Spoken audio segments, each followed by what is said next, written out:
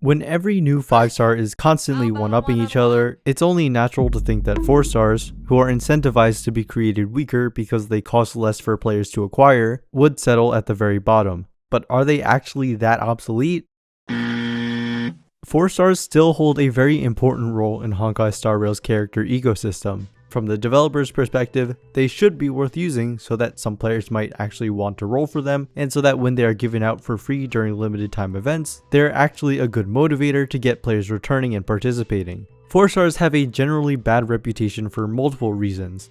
Most of the older ones age terribly, they don't really get targeted buffs, and they get released half as often as their more expensive counterparts. But when it comes to the newest batch of 4-star characters, I'd actually argue they have just as much care put into their gameplay designs, despite them still having intentionally lower ceilings than 5-stars. So today, let's talk about how Star Rail has learned from the mistakes of its most replaceable units to create lower rarity characters that are actually worth putting on your teams. The sub-DPS category of characters easily demonstrates the need for units to have a clear single direction in their design.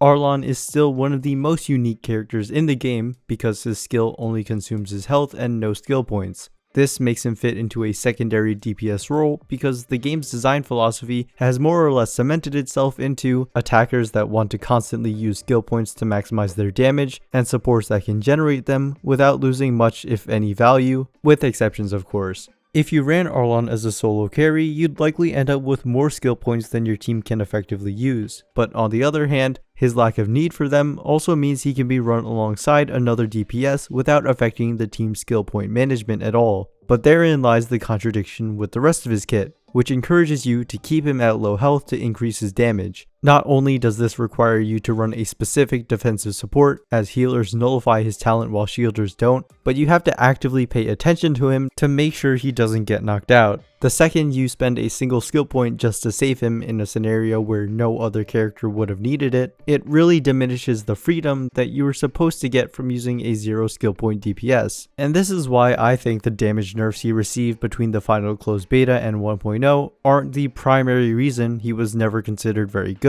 Why bother trying to use someone who can end up being such a liability? The nerf to his 4th Eidolon was a little more significant because they made his revive only able to activate in his first 2 turns of combat, making it next to useless, but even if he still had that, that's 1 revive over the course of a whole battle that he'll be close to dead. The other 2 health sacrificing characters, Blade and Firefly, both have multiple, more reliable defensive mechanics to offset their risk of dying, but Arlan has an unfortunately strict condition on his only heal, which would have been better if it was a shield also. There are so many other problems that litter his kit too, like him having no HP or defense scaling to let him tank the hits he does receive alongside his low base defensive stats, him needing many turns to reduce his health enough to get the max damage bonus, his technique that only does negligible damage and does nothing to enable the rest of his kit, and his 6th Ascension trace that can't be activated in any hard content. It's honestly kind of sad that Blade has pretty much all of the quality of life features that Arlan would want to take advantage of. If I had to make one single change to make Arlan actually fit the role he should have been able to fill, it would be to let him die without consequence. So around 5 months ago, I started writing a script where I wanted to rework the worst 1.0 characters, but Yanqing's ended up becoming its own video. My idea for Arlan was to rework his revive so that instead of dying, he'd just become stunned for 1 turn instead, and he could use this any number of times. This would let you actually not need to pay attention to him and let him work as a flexible, no resources needed secondary DPS. Well, lo and behold, in 2.5, Moze is a flexible, no resources needed secondary DPS, thanks to the fact that he's completely untargetable for nearly all of the fight. His skill causes him to disappear and launch follow-ups when the marked enemy is attacked by allies.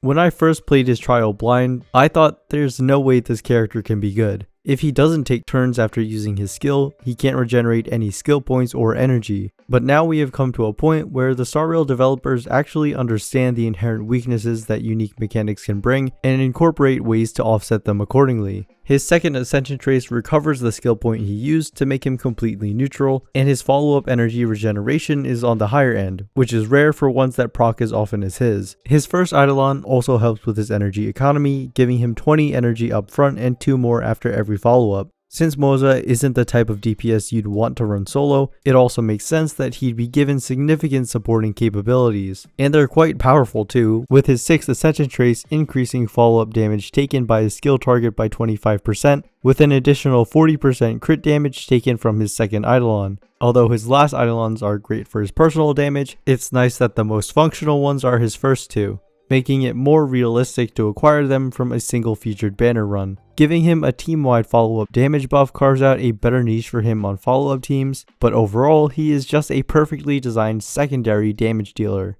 The other most tragic victim that suffers from sub-DPS syndrome is Yukong. I bet some of you didn't even know she was meant to be anything other than a pure support, but yes, the game does recommend you to build attack and crit on her. She's not the only one though, as Pela and Asta are both supports with an odd amount of offensively geared abilities. However, their utility is so good that you can pretty much just ignore those other aspects. Pela has the infinitely useful AoE defense shred that especially works well to enable Acheron, and Asta grants huge team-wide attack and speed buffs with great uptime.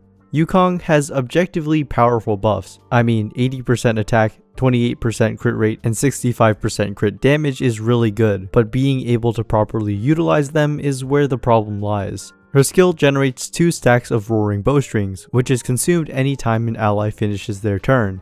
This alone makes coordinating your buffs to your main DPS way more difficult than it needs to be, because there will be times where the buff is completely wasted. Her last Eidolon does help by providing its own stack, but this doesn't exactly make her simple to pilot either. If the intention was to make for one big buff with a small window to take advantage of it, there are much better ways to do that than make the player pray everything lines up perfectly. Speed tuning is kind of a thing that players do, but the randomness of getting speed on your relics makes it awful, and so many other factors can come into play, like speed buffs and action advance from your own characters, or slows and stuns from the enemies. It completely baffles me that Yukong's buffs don't have any restrictions on it to prevent negative cases. Like Lynx's skill increases target probability for only destruction or preservation characters, because those are the ones that would want to take hits.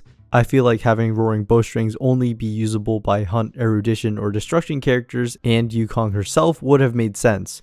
At the very least, it shouldn't go off when no attack is used. Even if this were the case though, the fact that it requires so much effort and skill points to maintain means that it doesn't make up for the rest of her kit being nearly useless. Despite being designed as a sub DPS by having no scaling on her support from her own stats, freeing her to build damage, she has a difficult time dealing it. Her skill doesn't do damage, her enhanced basics from her talent typically won't get used in conjunction with her buffs, and her ultimate is only single target. On another note, it being an attack also means it doesn't activate the 4-piece set bonus of the messenger relic set, meaning she has no great relic options as a support. Her talent, the passive ability which is generally the central defining aspect of a character, is that every other turn she gets a slightly more powerful basic attack. It's a weird area to target to begin with, because using it means her skill buffs will be down for a turn, and she will be losing out on 10 energy. The extra toughness reduction on it is nice, but only matters if the enemy is weak to imaginary, and for other supports that's just something you don't really have to take into account.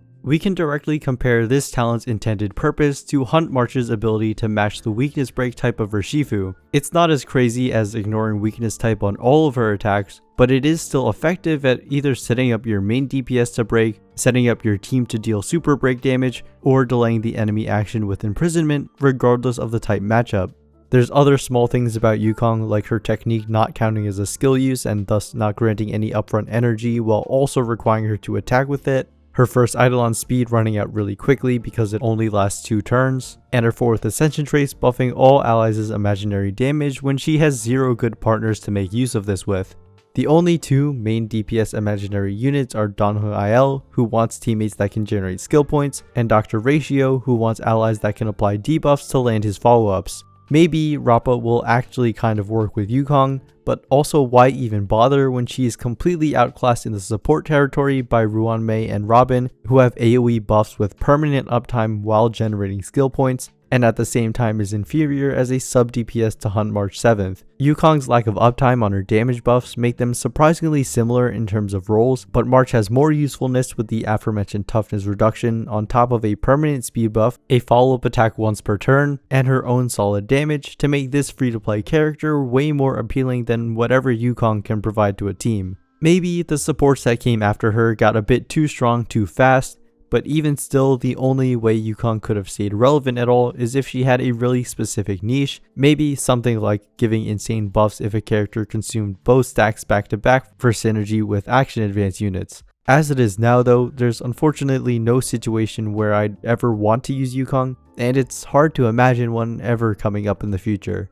I don't think Natasha has glaring design horrors in her kit like the other bad examples. There are certainly choices that ended up holding her back in the long run, like no cleanse or continuous healing on her ultimate, and her talent's condition maybe having a bit too low of a threshold, but there's nothing contradictory or out of place in my opinion. Well, besides her last Eidolon giving her damage, her design is constructed properly for what she intends to do, which is healing and debuff cleansing. It's just that she has zero standout qualities to make you want to use her over any of the other sustained units. Yeah, her healing is objectively the worst in the game, but if she was designed to have other advantages, then this disadvantage could have been overlooked situationally. Aventurine has his follow-ups and crit damage vulnerability, Huahua has her energy regen and attack buff, and even Luocha, despite being mostly pretty basic besides needing no skill points in many scenarios, always has that enemy buff removal in his back pocket if it becomes more needed in the future. Bailu lacks cleanse and offensive utility, but at least you know nobody's dying with her on the team. And Lynx is the more consistent free-to-play healer with a team-wide cleanse, while also having an aggro buff for tanky allies. And if they ever add more health scaling DPS characters, then they got that too. Really, the only thing Natasha might have going for her is having the lowest ultimate cost in the game tied with Argenti's level 1 ult, but it could take years before we get a character that stacks on ally ultimate activations or something. Gallagher is relatively harder to operate as a sustain because his prolonged healing relies on allies hitting enemies after his own ultimate, and he's more fragile due to his healing scaling with break effect rather than HP or defense. But the aspects that can be seen as weaknesses are also his greatest strengths. Break effect scaling means he does sizable damage when paired up with Harmony Trailblazer, and his AoE ultimate plus enhanced basic attack help him set up breaks when against fire weak enemies or paired with Firefly. His offensive support really isn't all that, with his debuff increasing break damage received by a mere 12%, yet he's a super powerful character. When you think about it, almost all of his usefulness stems from other meta characters. HMC enabling super break lets him do consistent damage when otherwise he'd only be doing some breaks here and there, and the fact that he has 2 debuffs in his kit makes him useful for setting up either Acheron or Doctor ratio. But the fact that Gallagher has these unique aspects to synergize with and take advantage of is exactly why he's a well-designed healer. When every good abundance and preservation path character is fully capable of keeping a team alive and free from debuffs as they should, Natasha just doesn't have a single quality to make her stand out. The design of the next 4-star sustain might not result in another top tier like Gallagher, but as long as they have something to derive some kind of unique usefulness from, then they should age much better. The rest of the lower tier 4-star characters I'd group into either being designed and released too early before their team archetype solidified itself, or clearly made for the early game and not endgame content, so I'll probably make dedicated videos for those in the future. There is one last thing I want to discuss before this video ends though. Some 4-stars are not so subtle downgrades of their 5-star counterparts, and that's okay. It's actually more than okay. I think it's good for the game. For one, it makes it so you have easier access to these teams without needing to get a whole new 5-star, which I think anyone can appreciate. But also, if you happen to own both, you can totally run them on the same team. Like if I want to super buff a follow-up character, Moze and Topaz on the same team works perfectly well, especially with them also buffing each other's damage. Is it the best possible follow-up team? No, but if that's the best you have, then it's fine. And although right now Hanya and Sparkle is skill point overkill for sure, if we get a future character that can spend 7 in a single turn, maybe that'll actually be viable. Also, let's not forget that with 2 unique teams in every stage of hard content, sometimes you'll just want 2 units that do the same thing. Hoyo, if you're watching this is a sign to make a 4-star Ruan Mei because the Break team and DOT team are always fighting for her. So yeah, keep up the good work, Star Rail devs. My credit card and I would really like it if you guys released less 5-stars and more 4-stars, but if a slow drip feed of them is what results in them having good designs worth using, then I'd take that any day. That's all for the video. Subscribe for more Star Rail discussions, and as always, thanks for watching.